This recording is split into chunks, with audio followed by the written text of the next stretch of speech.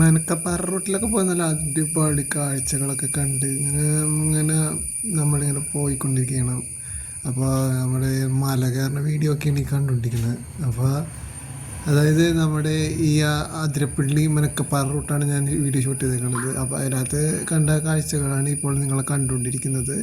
അപ്പോൾ നിങ്ങൾക്ക് ഈ സ്ഥലം ഇഷ്ടപ്പെട്ടാൽ നിങ്ങൾ കമൻറ്റിൽ പറയുക.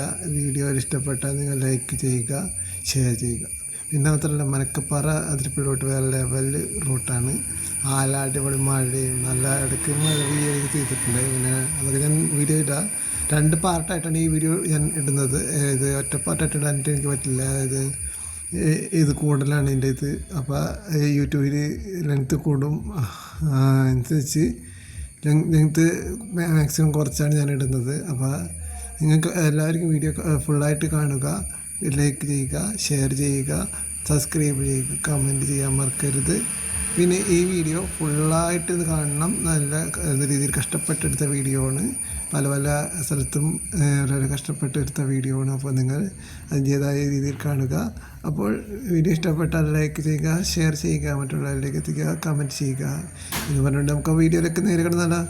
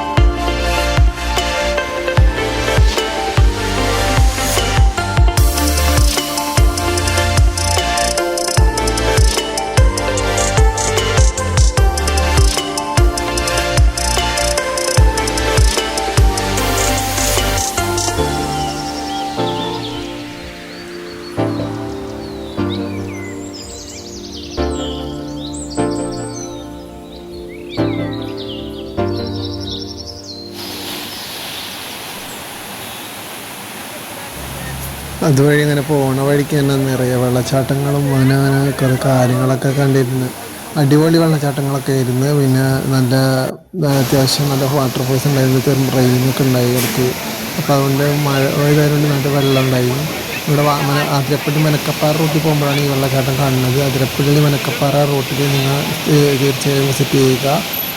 അപ്പോൾ നിങ്ങൾക്ക് അപ്പോൾ അടിപൊളി വ്യൂവും ഇതൊക്കെ കിട്ടുന്നതാണ്.